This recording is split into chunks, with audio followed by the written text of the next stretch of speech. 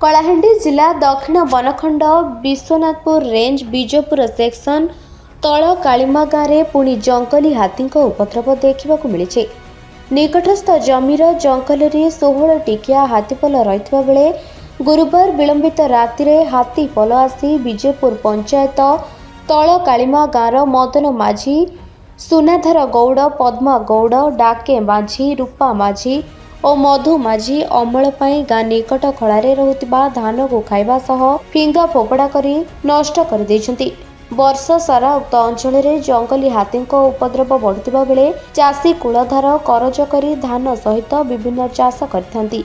हेले वर्तमान एमानंक फसल को हाथी पल माड़ी चकटी नष्ट कर देइथिबा बेले परिवार चिंतारे भांगी पड़िछन्ति। उक्त अंचल में संध्या हेले जंगली हाथी गाँ मुहां हेउतिबा बेले रातिरे बिजुली काट जोगु लोके आहुरी भयभीत अवस्था रहउछन्ति। किंतु लोकों सुरक्षा पई वन विभाग पक्षरु कोनोसी व्यवस्था करा न जिबारु जनसाधारण असंतोष प्रकाश करबा सहित वन विभागर अवहेला जोगु एही भली घटना बारंबार घटुछु बोली अंचलवासी अभियोग आनिछन्ति। एने विजयपुर वनपाल पद्मलोचन सबरंकु पचारिबारु अंचलर सबुआडे हाथीपल रहिछि। आम पाखरे स्टाफ कम अछंती, सेथिपाई आमे हाथी को गतिविधि उपरे नजर रखिबा संभव हेउनै। चाषींक जहा क्षयक्षति हेउछि आमे आकलन करिछु। सरकारंक जहा गाइडलाइन अछि सेही अनुसार चाषी को क्षतिपूरण दियाजिबो बोली प्रकाश करिसेंती।